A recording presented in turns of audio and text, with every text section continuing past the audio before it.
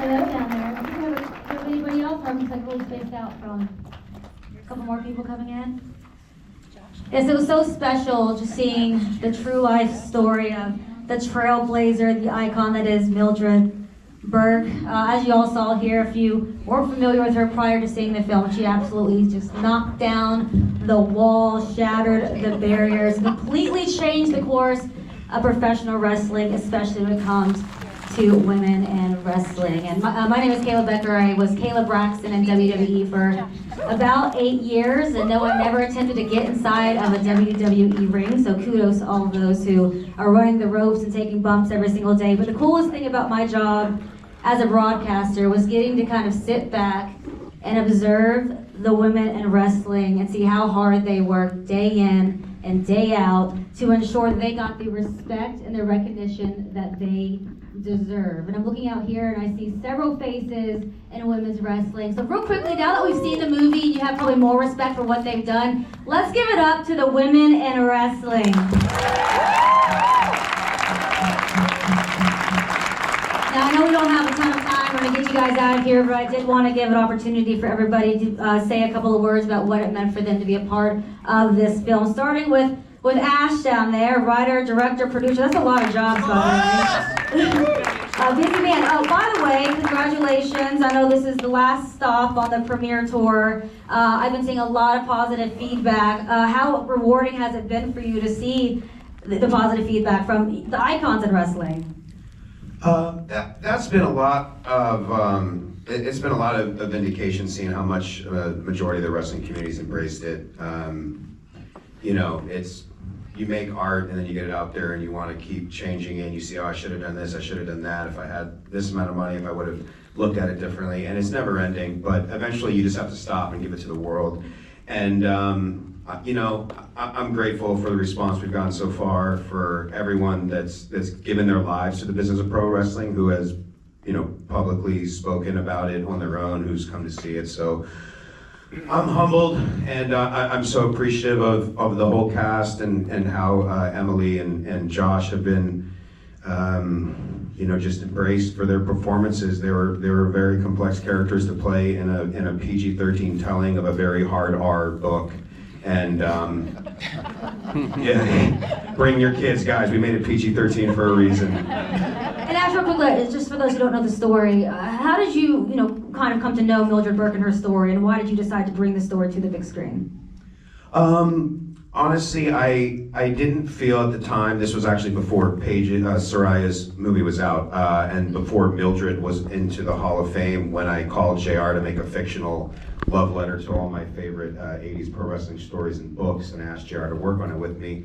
And long story short, he goes, I'd love to, but by the way, have you ever heard of Mildred Burke? I said, no, who's that? He said, check out this book, Queen of the Ring. I feel like it should be a movie. I watched it that weekend. I read it that weekend. I called JR back Monday morning. I said, dude, fuck the 80s thing. We have to tell this woman's story. This is incredible. And none of my friends who are lifelong pro wrestling fans had ever heard of her. So I felt like it was like my moral duty to, the universe, to be like, let's not let her be forgotten about. And so we set out to make it. And Emily, our Mildred Burke, oh my gosh, congratulations. I could not take my eyes off the screen that you were on it. Also, I was trying to count how many times you got to see you flex your mouth. I thought that would have been a cool drinking game. Take a shot when you flex. When you were presented with this opportunity, what were your initial thoughts? I devoured Ash's script, and then I went and read Sex, Muscles, and Diamonds by Jeff Lane, and then I devoured the internet, and I was like, why don't I know about this woman? It feels like a disservice. So I didn't even think I had the job yet, and I called you and I was like, let's do this. What was the training like for you? A lot of slow weights, no cardio, and a ton of chicken. There you go. There's a secret. What would you say that, prior to doing the film, your thoughts on professional wrestling, or what you thought it was about going into it versus how you feel now? Well, I knew absolutely zero about pro wrestling, which I think helped us in a way. Mildred was learning, I was learning, but now I'm just such a huge fan of Kamille Brickhouse, Tony Storm, obviously the pros. That's why it looks so good, is because they're the pros. And now I'm just a hardcore wrestling fan because it's addictive and it's just another avenue for storytelling. It is, absolutely. Now, Josh Lucas, I mean this in the kindest way possible. You played a sleazeball so freaking well. I want to hear kind of your story on getting involved with this film. My son is here, and he would say, "Dad, why do you always have to play bad guys?" I never play bad guys. First of all, I just have to say, Ash, this is a movie that is all from Ash. And truly, I mean, I've never done a film that someone poured their own true heart and money into the way that Ash did. And that's a highly unusual thing. This is a self-produced movie. And that's, I genuinely, in my entire career, because everyone's giving away the risk, and therefore, it's all in a way on his back. And from the beginning, you got the sense that what he was doing, and he had Emily on board already when I came on, and then obviously the amount of specifics that he was able to give, the passion that he was able to give, the training that he was able to provide. And this is, unusual to say the least for a movie that has just, frankly, a very tiny budget. I mean, there's no way an audience can understand how small this movie really is unless you were there making it. Really, to see it on a big screen is like, it is, particularly in the movie world, it's its own miracle, truly. I mean, it just is. But Billy was, Billy was not a lot of fun to play, frankly. I mean, he's just a terrible person, and that transition. The thing that I'm again take away from the movie, and one of the hugest challenges of the movie was not just all of the different wrestling matches and periods and times, but these characters age 30, 40 years. I mean, it's a big jump, and to try and tell and. I think Ash knows as well as anybody that this probably could have, or even maybe should have been, long-form miniseries, because there's a world there that tells, a very unique slice of American history in a way that I truly, seeing it tonight, seeing it on a big screen, is just it's an incredible pleasure. And all of these people that poured their soul into it, I think it's a real testament to love of independent filmmaking, love of this strange, rare, beautiful world, and to Ash pouring his heart and soul into it, truly. Yeah. I just want to real quick, I don't know if anybody's giving Josh the credit for this, but Josh almost literally saved this movie because this character was so hard and so many people did not want to play this character. They really didn't want to be this guy. And we put it in front of Josh, and he was like, "Yeah, I'm in." And it was literally like the day before, we were all sitting there going, "Are we doing this?" Because we couldn't get our Billy Wolf. And Amy made the call, and she called me and goes, "We're on!" And that's literally how it happened. It was amazing, and I don't know if anybody's giving him that credit. I just want to say that. Like, it's really amazing. Yeah, we kept toning him down as we were going out there and trying to find the Make Billy Nice program. And I hope that people landed at the end, because I think Josh was actually the only one that read the draft that was closest to shooting that. At the end, I gave him the line, "Hell of a job, kid," to Mildred's son, who replaced Billy in her corner. And I think in some ways, for Billy Wolf, as ruthless as he was, at least in our PG-13 story of him, at the end you see he finally yields to his own son when he says, "Step away from my wife," which hopefully made you guys go, "Wait, what? He married her?" But that was intentional to make you really pay attention to that moment. And Billy finally allows his son to be his own man and acknowledges that his stepson outdid him. And he throws away, the towel obviously is just, symbolic, it's metaphorical. But yeah, I did a lot of, we did an NBC interview in New York, and I didn't realize they were going to run this as a headline, but I said she was like the Tina Turner of wrestling. And I did a lot of research on how they got, what's love got to do with it made. And to what you said about casting Billy Wolf, Lawrence Fishburne passed on the role 5 times because he didn't want to play Ike Turner. And then when Angela signed on to be Tina, he says, "Okay, if she's playing Tina, I'll play Ike." Because of the lead woman. And I think that the combination of Josh and Emily, at least in my humble opinion, you really believe the whole chemistry, the highs, the lows, the toxicity, the infatuation, all of it. So I'm very grateful that they signed on with the no-name director. Damaris. Yes, you. Hi. Yes, let's, our Babs Wingo. What an important role to have and important to have in this film. An absolute pioneer, broke down the color barriers in wrestling. For you personally, coming out on the other side of this, how important was it for you to bring this role to the big screen? Ooh. Shout out to Babs Shout and out to everyone Babs. here. First and foremost, to do a biopic when the person is not here to talk to. Takes a lot of work from the people that you don't see. Hair, makeup, costumes, a lot of trust from yourself. But I've said this everywhere and I'm gonna say it again here. Babs taught me, showed me that if you want to win, you have to know you're a winner first before everybody else figures it out. And so you have to keep that in you every single day when people are saying, you're crazy, you're crazy, you're crazy, you're crazy, you're crazy, you're crazy. If you listen to them, doubt takes over, you never do the thing you want to do.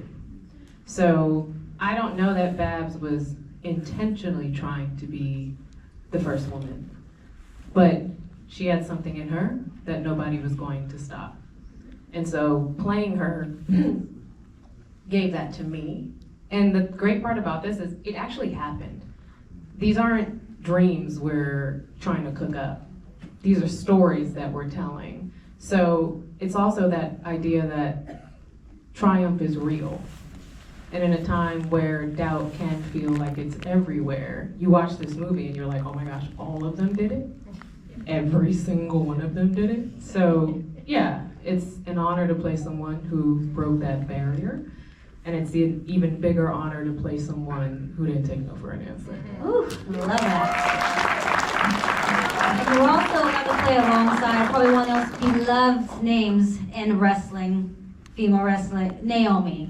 We all love Naomi. What was it like working with her? What was she able to teach you to get ready for this? Well, first of all, I met Naomi in the hair and makeup trailer. I did not know she was Naomi when I met her. Because when you meet a professional wrestler, Kailey, they're very sweet. They're like, good morning, how are you? Oh, it's so sweet. Hi. Da, da, da. Like, no one knows that if you double cross them, you will be on the floor. So, same deal with me. Oh my gosh, hi, so nice to meet you. I'm so happy you're playing my sister. And then, I think later on, somebody said, you know that's Naomi, right? And I was like, Campbell? No, Naomi. And I was like, what do you mean Naomi? So then I saw some footage of her. And then you run back like the last 2 weeks of all the dumb stuff you said to the famous person. You're like, did we really talk about that? So it's an honor. It's an honor to have her in this movie. But I also, on top of that, that first scene when we come out, when you bring us out, and I'm standing with the sisters. The reality of that situation in real life is that I'm playing the reason she's here. So if there's no Babs, there's no Naomi.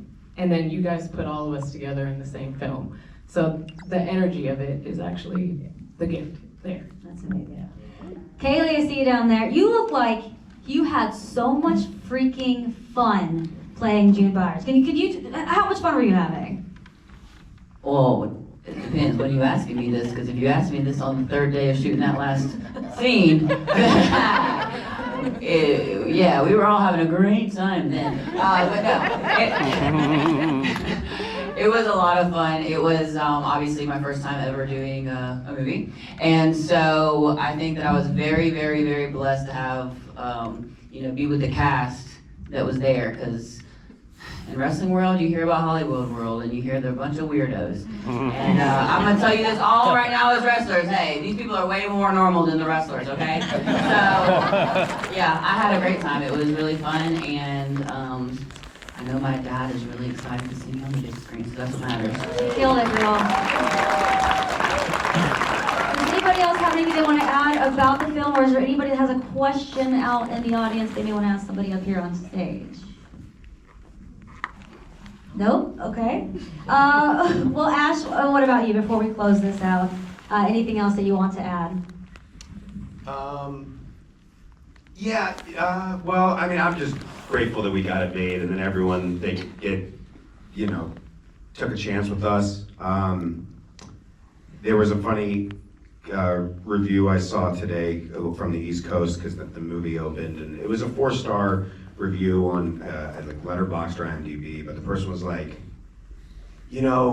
it was really great and I was so entertained and I'll probably go see it again, but like Hollywood, stop trying to jam 20 plus years of these true stories about a person who won. This should have been a series. And I'm like, it took everything in my power not to like comment and just be like, hey, we pitched this thing for years. There was actually a writer even before the book was out for like 7 years. There was a very esteemed writer that actually used to do political speech writing for Obama and Bush and everyone, and he's actually the co-writer on it, because I found out about it after we went out with my script to cast, and then my agent at CA is like, hey, there was another script, and WWE called me, he goes, hey, we were trying to get this made as a miniseries, we heard you're doing it as a feature, and it became this whole thing, and I basically just found out for 5 years before I got the book rights, it was trying to get made as a series, and Hollywood was just like, no, she's not famous, miniseries are hard, period women's wrestling, nobody cares, and it went on and on and on. And then when I got the rights and found out about all this, I was like, well, it's not, so many things about a TV show getting greenlit, especially if you're not like a huge name, is like, what junior executive in the pitch room on the right day was feeling it and told this, whose larger exec's kid said, Dad, that's cool. Like, there's so many, like, invariables to it, and I was just like, hey, just so you know, I'm not Hollywood. I'm kind of like the antithesis of it. I'm literally just like some kid that came from hardcore music who's like, I love storytelling, and I figured out a way to get it made, and maybe there'll be more we expand on this if the film's successful, like, God, Millie, all you up there, I hope we have a great opening weekend. But it was so symbolic. This person was like, Hollywood, you need to do it, as if Hollywood made this movie and thought, yeah, we should do the movie instead of the miniseries. So you can see it's a lot of characters, and we cut out an hour, and maybe we'll release a 4-part, miniseries on Amazon and iTunes, we'll see. But I just wanted to say, like, sometimes you just have to find, and this is, the Millie and me to get this made, you have to like will these things into existence. Everyone here that's kind of accomplished something that at some point felt so far away, I hope you guys take that from her story. I guess she walked out, the mother that raised me, who's like 80 now, was in here. She probably had to go to the bathroom, but she was my single mother. It was, all odds against us growing up. That was a big part of Mildred's story that really resonated with me, outside of all of the fascination with women's wrestling being illegal and the shoot matches and all this stuff. As a young fan growing up, kind of being enchanted by all that.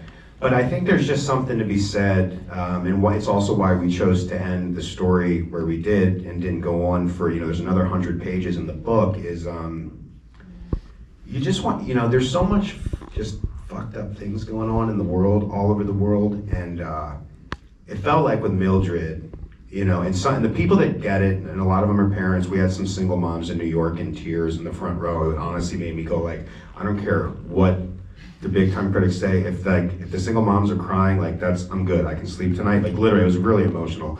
But anyway, to end my TED Talk,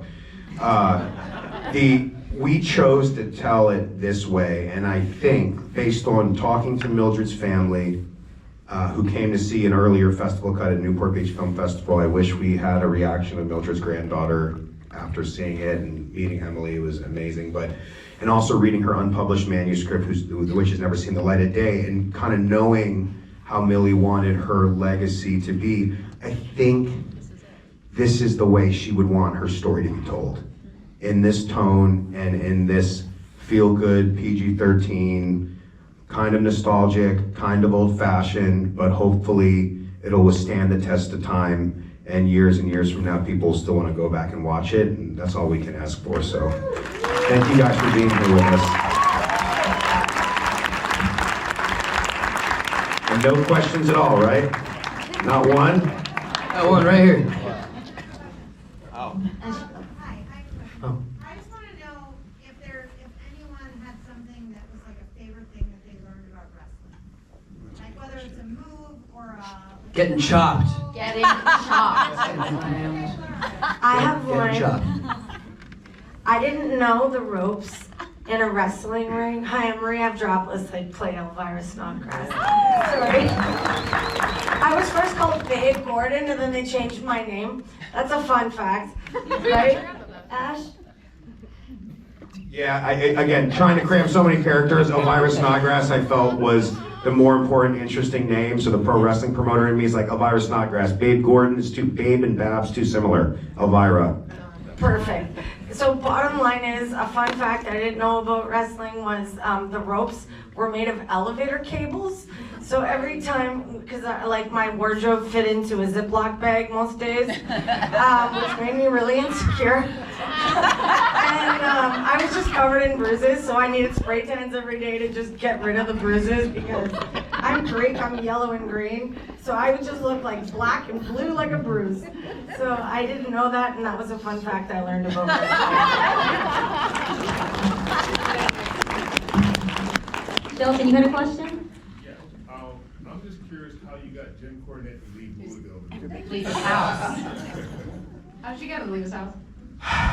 JR gave me his number. I told him what we were doing, and I sent him the script, and it was in Kentucky, so he left, locally. But he was so chipper. He came to set. He brought up old memorabilia. He gifted me some old June Byers and Mildred Burke flyers, and he was just great. I know that's like one of the most asked questions. He left his house. I'm a personal friend. That's why I'm curious. Yeah, we shot in Louisville, the whole movie in Louisville. It was an amazing place to shoot.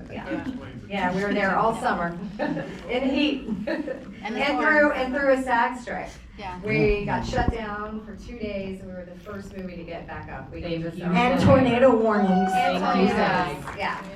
Tornadoes, mosquitoes, heat, sweat.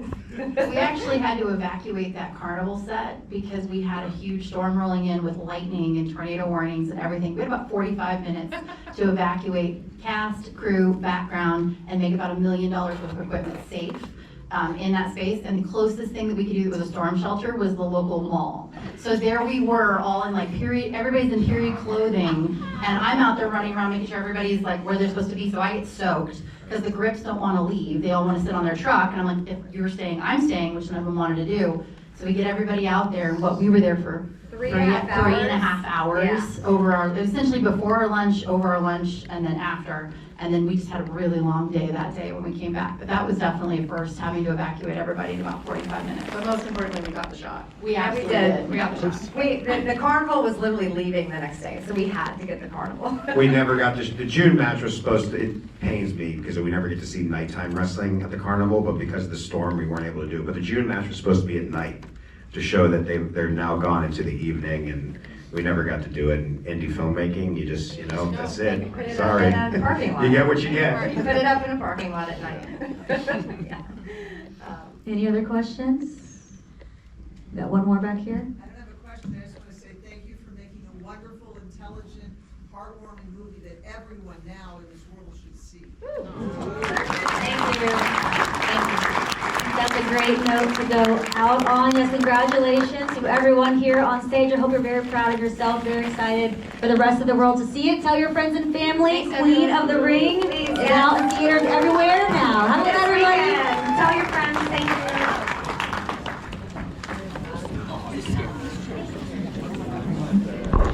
You need to light them up. Yeah.